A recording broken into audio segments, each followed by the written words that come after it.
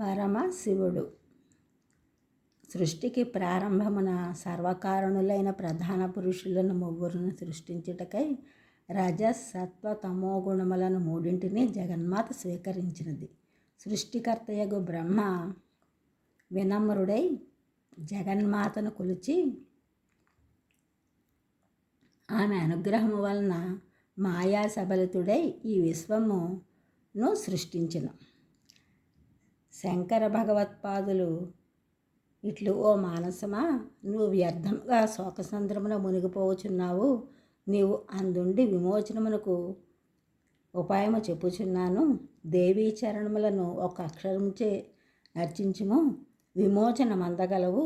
ఏకాక్షరమైన ఆ పదమును సంగ్రహించి చెప్పుచున్నాను. అది అకార ఉకార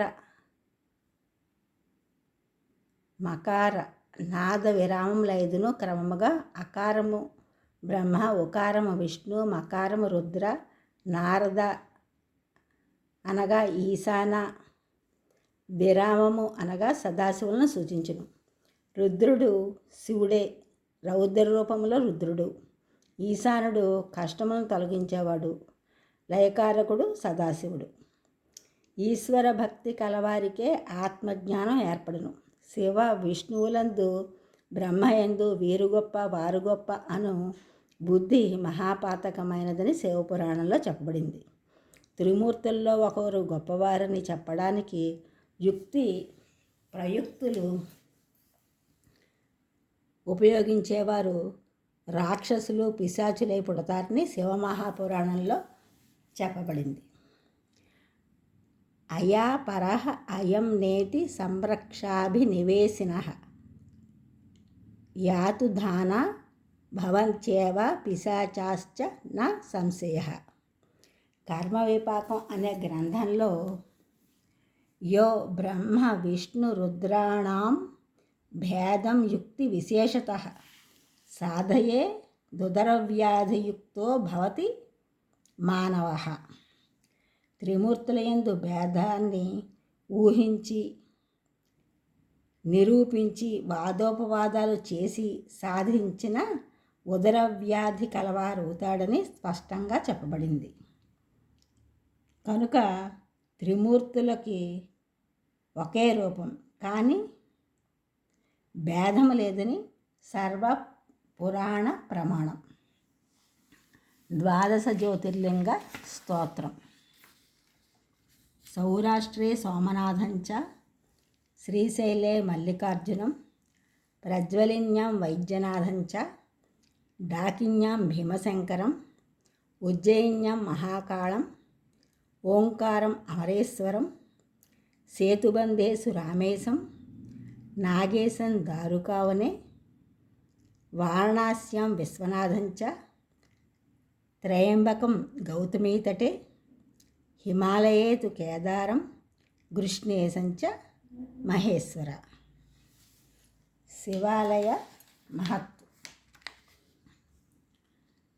సూత మహాముని సౌనకాది మునులతో శివాలయ మహత్తు తెలిపెను. ఓ ఋషులారా, ప్రతిదినము శివాలయము తుడిచి నీళ్లు జల్లుచు తాము జీవించినంత కాలము అందరి చేత పూజింపబడి మరణము నొందిన తరువాత కైలాసనము పొందుదురని చెప్పబడింది. శివునికి మంచి అద్దమునిచ్చేవారు అనాయాసముగా శివ సామీప్యమును పొందుదురు. వింజామరలతో ఈశ్వరునికి విసురువారికి ముల్లోకములలోనూ వారు వేవనలతో విసురుతుందురు. ఈశ్వరాలయమున ప్రతిదినము దీపం పెట్టువారు శరీర కాంతి గలవారై చీకటి లేక ఎల్లతావులా తిరిగెదరు. ధూపదానము చేయువారు చక్కని వారై ఉభయ వంశముల వారికి మోక్ష సాధనమును కలుగజేయుదురు. హరిహరులకు నైవేద్యం చేయువారు వెంటనే యజ్ఞము చేసిన ఫలమును పొందుదురు. పడిపోయిన శివాలయమును బాగు చేయించిన వారు కొత్త ఆలయమును కట్టిన వారి కంటే 2 రెట్లు ఫలము పొందుదురు. శివాలయమును కట్టించు వారికి స్వర్గములో ఇల్లు దొరుకును. వారికి నిర్మలమైనట్టు క్షీణింపనట్టు కీర్తి కలుగును. అందుకు సందేహం లేదు. శివునికి భూమినిచ్చువారు తప్పక మోక్షము లభించును. తాను కట్టించిన కానీ ఇతరులు కట్టించిన కానీ దేవాలయమునకు సున్నము మొదలుగునవి వేయించి అలంకరించువారు కైలాసమును పొంది సుఖంగా ఉందురు. ఈశ్వరునికి వాహనమునిచ్చువారు కులములందరినీ ఉద్ధరించి అంతమున శివ సాయుధ్యమును పొందుదురు. శివాలయంలో మంచి గంట కట్టించువారికి కీర్తి పొందుదురు, తేజస్సు కలుగును.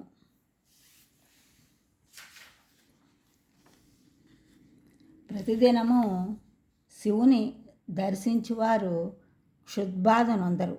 శ్రద్ధాభక్తులతో శివుని ధ్యానించువారు కులములో 1,000,000 మందిని తరింపజేసి శివ సాయుధ్యమును పొందుదురు. చంద్రశేఖరుడు హరుడు. దక్షుడు యజ్ఞం చేసి శివుని ఆహ్వానించకుండా మొదలుపెట్టిన విషయం అందరికీ తెలిసిందే. శివుడు దక్షుని శిరస్సు ఖండించేసెను. దక్షుడు బ్రహ్మ మానసపుత్రుడు.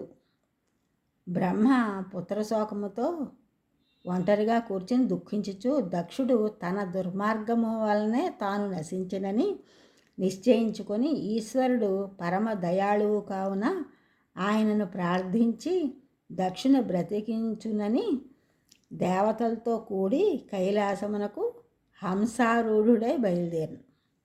అచట సతీదేవి వియోగంతో పరమశివుడు విచారించుచు ఒంటరిగా కూర్చుండి ఉన్న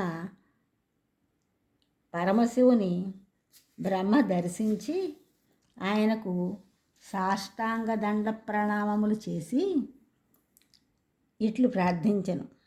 ఓ సర్వేశ్వర, సర్వవ్యాపి, విశ్వాత్మ, నీ పాదపద్మములకు అనంతకోటి నమస్కారములు. ప్రపంచమందలి సమస్త ప్రాణులను సృష్టించుటకు, పోషించుటకు, లయింపజేయుటకు నీవే కర్తవు. పుత్ర శోక పీడితుడినై నీ వద్ద శరణు పొందుటకు వచ్చి తిని అనగా పరమ దయాళువైన పరమేశ్వరుడు వృషభ వాహనారూఢుడై బయలుదేరి వారితో యజ్ఞ స్థానమునకు పోయి తలలేని దక్షుని మొండమును చూచి వీరభద్రునితో ఇట్లను, ఓయి, నీవు వీని శిరస్సును తీసుకుని రమ్ము, బ్రతికించదునని తెలిపాను. అనగా వాని శిరస్సు అగ్నిగుండంలో భస్మమైపోయినదని, మేష శీర్షమొకటి కలదని మీరు సెలవిచ్చినా తెచ్చేదనని వీరభద్రుడు పలికెను. దానిని తెచ్చి మొండెమునకు తగిలించగా ప్రాణప్రతిష్ఠాపన మంత్రముతో శివుడు చేసెను. వెంటనే దక్షుడు బ్రతికెను. పునర్జీవితుడైన దక్షుడు మిక్కిలి సిగ్గుపడి ఈశ్వరుని ఇట్లు స్తుతించెను. ఓ సర్వేశ్వర, దేవదేవ, సనాతన, సమస్త దేవతలలోనూ నీవే శ్రేష్ఠుడవు. ఈ విశ్వం అంతటికీ నీవే అధిపతివి. కావున విశ్వేశ్వరుడు అను నామము నీకే సార్థకమయ్యను. అందరి పాపములను పోగొట్టువాడవు నీవే కనుక హరుడను పేరు పొందితివి. చంద్రుని శిరస్సును ధరించుటచే చంద్రశేఖరుడని నీకు పేరు వచ్చినది. అట్టి నీకు 1,000,000 నమస్కారములు. నా దోషములన్నీ నీవే క్షమింపుము అని దక్షుడు ప్రార్థించను.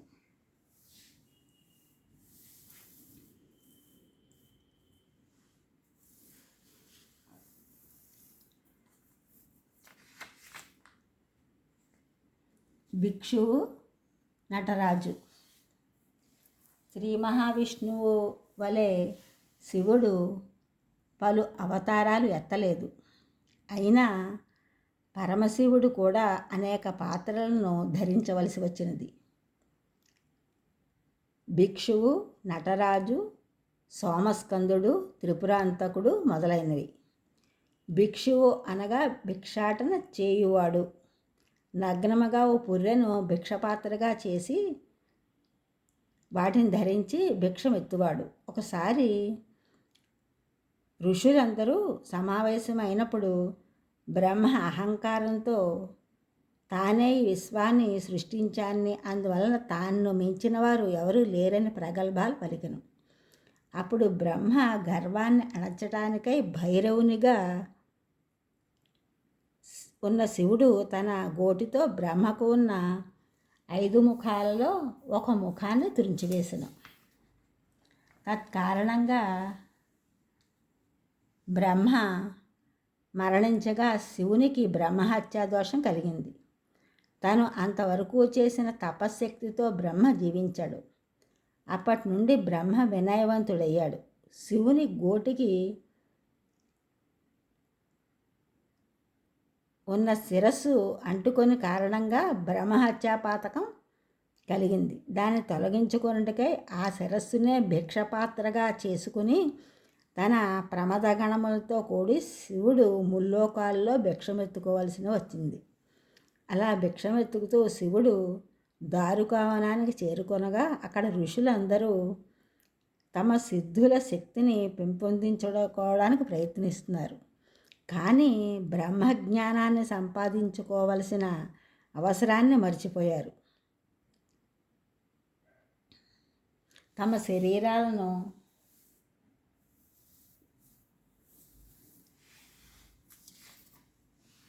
నిరాహారంతో దీక్షతో కృషింపజేసుకున్నారు. కానీ క్రోధాన్ని, ఆవేశాన్ని తగ్గించుకోలేకపోయారు.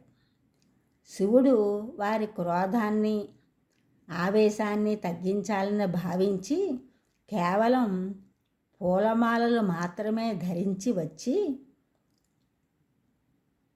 ఆ విధంగా వచ్చిన భిక్షువు వెంట విష్ణువు మోహిని రూపంలో ఉన్నాడు. మోహిని అందం ఋషులను ఆందోళనకు గురిచేసింది. ఋషిపత్నుల వద్దకు శివుడు భిక్షమెత్తుకుటకు సమీపించగా వారు శివుని చూసి ఆందోళనకు గురైరి.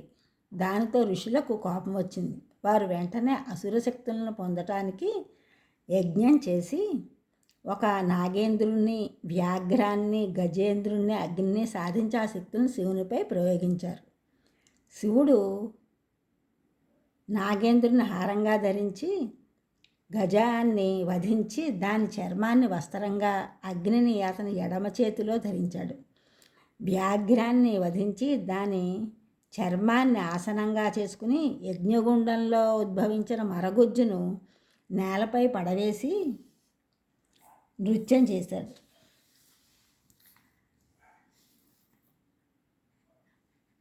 బ్రహ్మ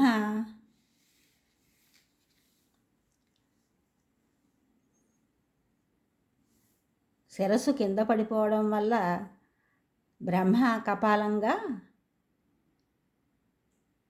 వారణాసిలో ఉన్నాడు.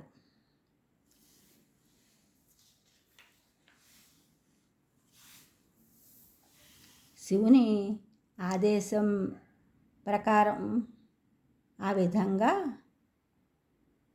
బ్రహ్మకపాలంలో కింద పడిన కారణంగా బ్రహ్మ కపాలం అని పేరు పొందింది. తర్వాత గంగానదిలో స్నానం ఆచరించి తన భిక్షుక రూపాన్ని విసర్జించి అన్నపూర్ణాదేవి ఇచ్చిన భిక్షమంతో తన ఆకలి తీర్చుకున్నాడు శివుడు. ఈ ఛానల్ చూసిన వారు మీరు కూడా సబ్స్క్రైబ్ చేయండి, షేర్ చేయండి, లైక్ చేయండి, కామెంట్ చేయండి. సబ్స్క్రైబ్ చేసిన అందరూ కూడా కొత్త మిత్రులు, షేర్ చేసిన, లైక్ చేసిన, కామెంట్ చేసిన అందరికీ కూడా ధన్యవాదములు.